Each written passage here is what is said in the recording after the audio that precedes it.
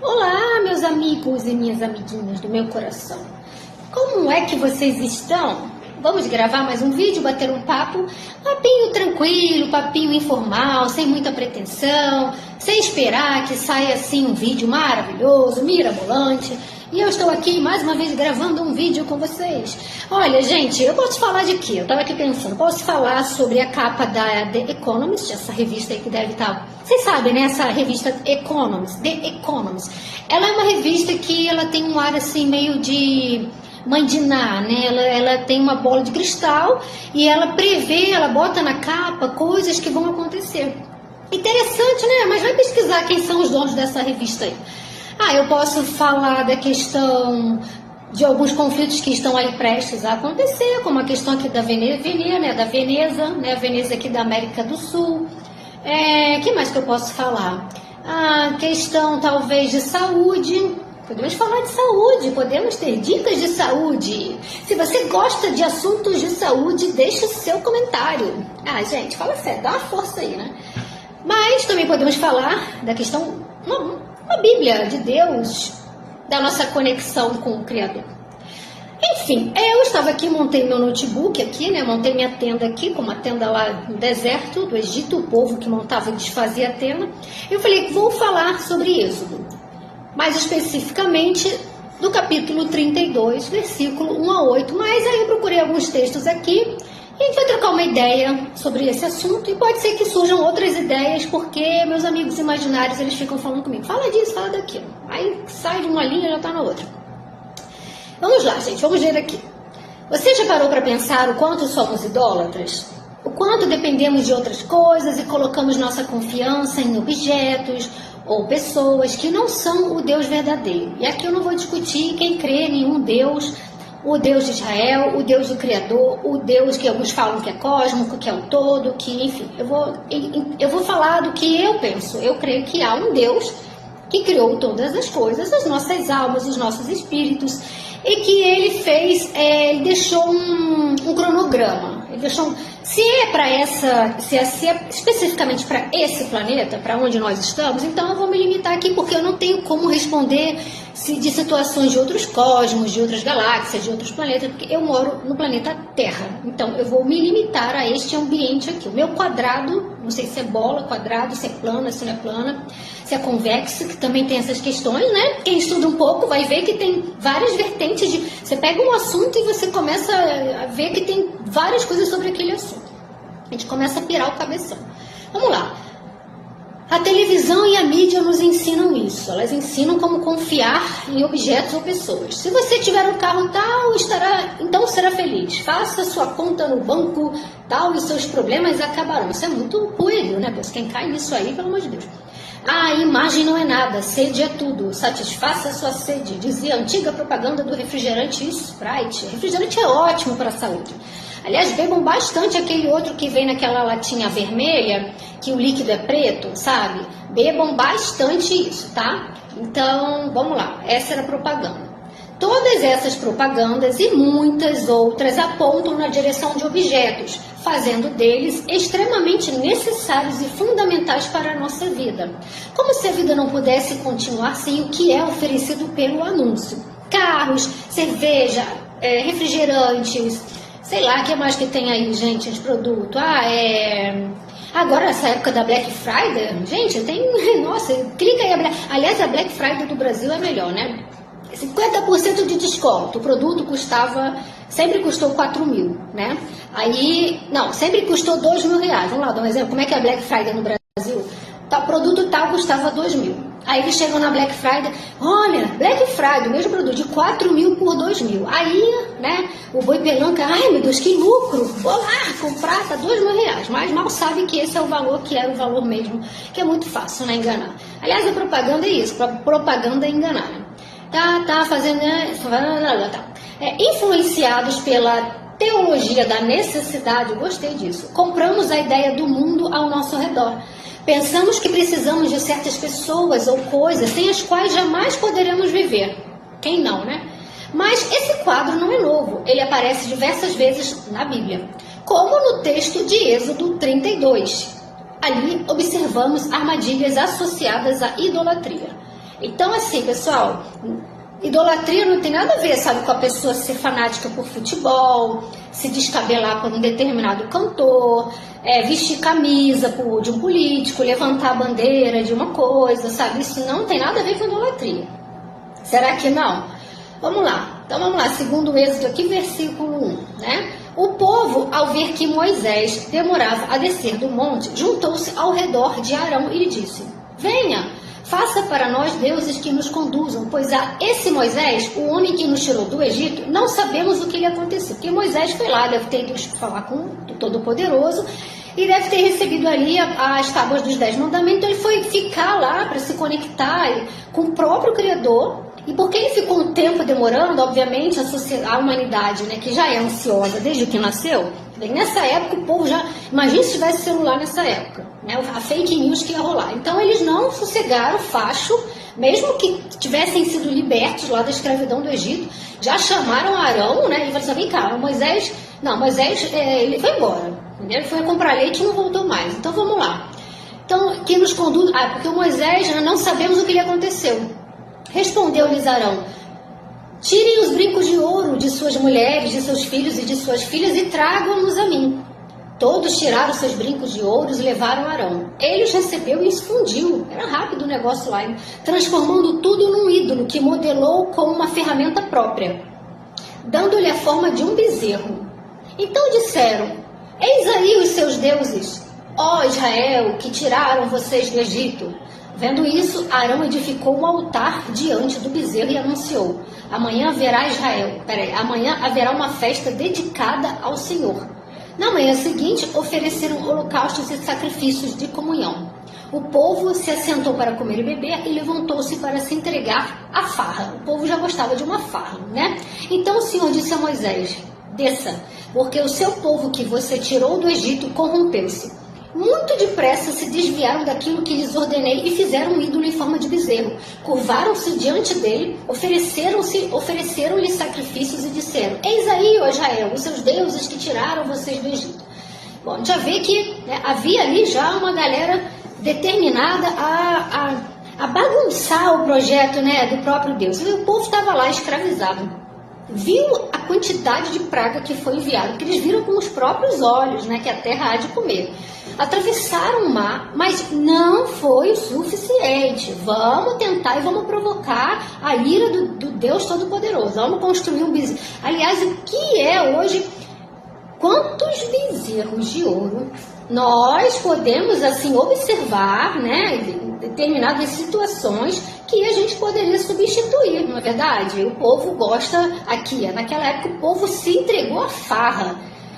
Bom, daqui a alguns meses vão começar a farra daquela festa chamada Carnaval, né? Ali então é um festival de ritual, né? Um festival, mas são pessoas que saem dali, depois vão para a missa, vão lá para a sinagoga, vão para os seus templos, aí vão rezar, mas aquele momento ali tem que ir para farra, aí tem que ver lá um bando de mulher pelada, um bando de homem que não é homem, mulher que não é mulher, aquela suruba generalizada que o ser humano gosta, mas depois, domingo, tem a missa, sexta-feira, tem lá, né, a sinagoga, nos outros dias tem a reunião para falar da palavra, mas continua que esse Deus aí que estão falando aqui na Bíblia, em Êxodo, não é o mesmo Deus de hoje. Mas pensa bem, não tem nenhum Moisés que vai lá no monte e vai trazer alguma informação para a gente de que Deus vai ficar irado com essa sodomia toda em que o mundo se encontra, né, pessoal? Mas o que eu tô falando não tem nada a ver não, tá? Isso é papo de crente maluco. Eu tenho uma cara de crente mesmo, né? Até... De repente eu estou fazendo aí fazer um encontro, pegar as pessoas para aquelas saias, enfim. Falta de dependência do Deus invisível. Êxodo 32, de 1 a 4. A primeira armadilha da idolatria e sua própria causa aparece nos versículos de 1 a 4. Moisés havia subido ao Monte Sinai para receber os mandamentos de Deus a serem transmitidos ao povo de Israel. Ali permaneceu na presença de Deus por 40 dias. Mas como que o povo... Gente, se parar aqui, o vídeo tem 20 minutos, depois eu continuo e é isso aí. 40 dias é muito... Ou que eu repito aqui nos meus vídeos, imagina assistir um vídeo de 40 minutos. Isso é muito sacrifício, gente. Isso é dolorido. doloroso, né? Então, imagina ficar lá 40 dias. Moisés foi fazer o que não volta, seu Moisés? Ô, Moshe, não é possível. Ele fugiu, deixou a gente aqui, né? Armou essa arapuca e aí foi lá, voltou para o Egito. Só pode ter sido, né? Porque 40 dias é muito tempo. O povo no meio do deserto, preocupado com a demora de Moisés em retornar, né? Que ele deve ter ido pro shopping. O que aconteceu? Fez um pedido a Arão, responsável para cuidar da nação enquanto Moisés estivesse no monte. Eles querem um Deus que os guie em sua caminhada pelo deserto. Eles querem um bezerro, né? Eles querem, sei lá, um cantor de pagode, um jogador de futebol, né? Uma mulher peituda. Eles querem um negócio desse para poder guiar eles no caminho, né? Porque isso é uma coisa mais palpável, mais visível. O que vai ser guiado por um Deus invisível, né? Mas qual é o motivo? Deus não havia cuidado deles, os tirado do Egito, né? Então, assim, vocês não estavam lá agora há pouco, vocês eram escravos, vocês não foram libertos, vocês viram coisas assim surreais, mas assim, vocês ainda querem que um bezerro, né, ou um cantor de pagode, ou sei lá, um apresentador de programa, vocês querem seguir esse tipo de gente? Deixa eu ver que eu me perco aqui. Não. Deus havia cuidado. Por que então pedir para que Arão fizesse um Deus com um D minúsculo? A razão é apresentada pelo próprio povo, porque Moisés, o homem que os havia tirado do Egito, não apareceram e não sabiam o que havia acontecido com ele. Perceba que a confiança quanto à libertação do Egito não estava posta sobre Deus, mas sobre o homem que Deus havia usado para libertar o povo. Várias vezes, o livro de Êxodo apresenta o responsável pela libertação do povo, da escravidão do Egito. Sempre Deus é o Salvador, aquele que tirou seu povo escolhido do jugo da escravidão egípcia. Mas aqui Moisés é considerado responsável por isso. E o fato de ele não estar presente levou a nação a buscar deuses visíveis e palpáveis, assim como era visível a figura de Moisés, né? A gente vê que não mudou muita coisa. A maioria das pessoas só recorrem ao sobrenatural ou ao Deus invisível quando o negócio está muito ruim. Não é verdade, pessoal? Quando o negócio está muito ruim, as pessoas começam a se ajoelhar e a clamar, sabe lá para o quê? Porque se durante a maioria do tempo de suas vidas eles não clamam por esse Deus invisível, então por que na hora do pega para tapar, a pessoa se ajoelha e começa, meu Deus, por que nessa hora não pega um boneco, né, a estátua do fofão, né, enfim, do Bozo, e começa a ficar ali tentando ver se aquilo ali resolve o problema dele. Vamos lá, gente, vai acabar o vídeo? Tomara que não. Bom, Deus já havia dado o remédio, Deus deu um remédio para a idolatria em Êxodo 20, 23. E o povo havia se comprometido a obedecer aos mandamentos do Senhor. Ironicamente, eu gosto dessa, eu também sou irônica, tá, pessoal? Meus vídeos têm um tom de ironia, você vê que, ironicamente, né? Então, beleza. Vai ver que esse é o meu dom. Não sei se isso é dom, mas enfim. Os versículos de 1 a 4 são um exemplo de como desobedecer na sequência exata os mandamentos estabelecidos para a nação israelita. Primeiramente, eles se esqueceram que Deus foi o responsável pela libertação, conforme a introdução de Êxodo 20, os 10 mandamentos. Faz questão de lembrar. Como consequência, desejaram ter um outro Deus com D minúsculo que não o Senhor. O primeiro mandamento que está ligado à introdução.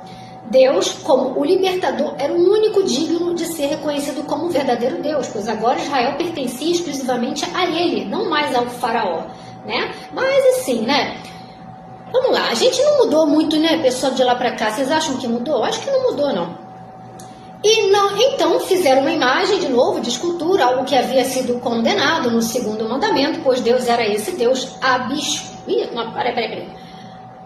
abscônditos. Isso aí, o que é isso, meu? Isso é palavra latina, como chamava a Martinho Lutero. Uma mistura de nuvem com coluna de fogo. Isso tem lá nessa época que eles estavam lá no Egito, né? Que essa coluna de fogo protegia eles à noite, e de dia ficava tranquilo, e chovia maná, um pão maravilhoso, mas o povo também não queria aquele pão, né? Que é aquele pão, aquele alimento que ele supria tudo. Eles queriam mais coisas, né? Mais coisas, uma cervejinha, né? Um petisquinho, uma coxinha de galinha, enfim. Que se aproximou do povo, a coluna de fogo, que se aproximou do povo no Monte Sinai em uma combinação de trovão, raio, chamas de fogo, fumaça e um forte som de trombeta. Esse som de trombeta que tem lá no final, né, da Bíblia ali, em Apocalipse, né, vai ter também esse som de trombeta, tá, pessoal? Então, essa coisa aqui é como Deus se comunica com a humanidade, ele mantém o mesmo padrão, que é justamente para as pessoas, né, que são conectadas e creem nele, entenderem que há sinais ali que são bem assertivos. Vamos lá. Ainda não aprenderam. Meu povo. Calma aí, gente, que o negócio aqui tá, né? Som de trombeta. Um Deus incomparável, que imagem nenhuma poderia representar. Mas o povo duro de coração ainda não aprenderam com tudo que havia presenciado. Olha lá, e fez uma imagem de um bezerro, exatamente como havia aprendido no Egito. Então, assim, repetir, aprender coisa ruim, imitar, macaco de imitação para imitar coisas erradas. Eu acho que esse povo dessa época foi transferido para nossa época, porque o que tem de macaco de imitação, né? O que tem de boi pelanca, que só quer imitar coisa errada. Aí, volta aí, Xanda. Vamos lá. Se você... Meninas, de novo, porque como eu sou mulher, né? Existem dois gêneros, tá, gente? Vocês sabem, né? Masculino e feminino, tá? O que vem depois disso é bizarrice. Aí você é mulher. A moda agora é o quê? Qual é a moda? A moda geral, né? É você botar o popozão pra fora, né? Você, ainda mais as pessoas que são malhadas, essas que são mais fisicamente, mais, né? Tá faltando umas palavras assim, né? Se destacam mais, né, no corpo, mais desenvolvido, ele tem que mostrar, gente. Mostrar. Agora o padrão é esse, macaco de imitação é esse. Qual é o padrão da mulherada? O padrão da mulherada é esse. Eu fico olhando porque aqui pode entrar gente, tá? Enfim, vamos voltar aqui, chama chamas de fogo. Peraí, gente, mas o povo eles aprenderam, eles queriam imitar o mau exemplo que eles aprenderam lá no Egito. O deus Apis era representado por um bezerro e transmitia a ideia de poder e fertilidade. O tempo no deserto ainda não havia sido suficiente para limpar a maldade do coração idólatra de Israel. Será que já foi suficiente? Quanto tempo tem isso?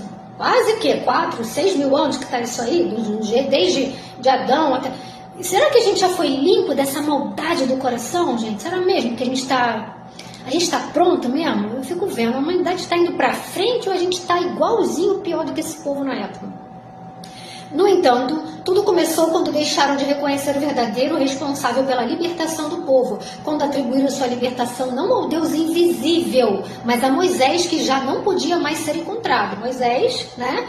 Fez assim, trollou aquele povo. Eu vou tirar vocês da escravidão, vou largar vocês no Egito e vou correr aqui, vou dar um pé aqui e vou deixar vocês se lascarem, né? Ele deve ter sido assim, sempre começa com uma fofoca, né? Algum fofoqueiro lá, tu viu, Moisés tirou a gente de lá, a gente estava lá mesmo sendo escravo, mas a gente estava bem, ó. Agora largou a gente aqui, o que será que ele foi fazer? Você não sabe, não? O Moisés é porque ele estava de olho naquela outra moça. Eu acho que ele pegou. Menino, você não viu, não? Eu acho que ele está aí junto com o faraó. Ele deve ter tirado a gente de lá, porque ele deve ter ficado lá com as terras que eram da gente. Mesmo, Moisés, galera, a gente não, deve ter rolado um balacobaco, aqueles alcoviteiros, sabe, que começa, né, a jogar lenha pra fogueira, até o negócio pegar fogo. Então, é mais ou menos isso. Então, só que o povo, assim, achou que Moisés que abriu o mar, Moisés que enviou as 10 pragas, né, mas não era um ser que é invisível, é imaterial, que não pode ser visto. Então vamos lá, acho que vai acabar o vídeo, gente. Passa muito rápido 20 minutos, tá? Mas aí eu acho que eu vou encerrar esse e vou continuar, porque eu tô vendo ali o negocinho do Instagram. Bom, vou continuar com esse vídeo daqui a pouco, tá? Beijos, tchau, tchau!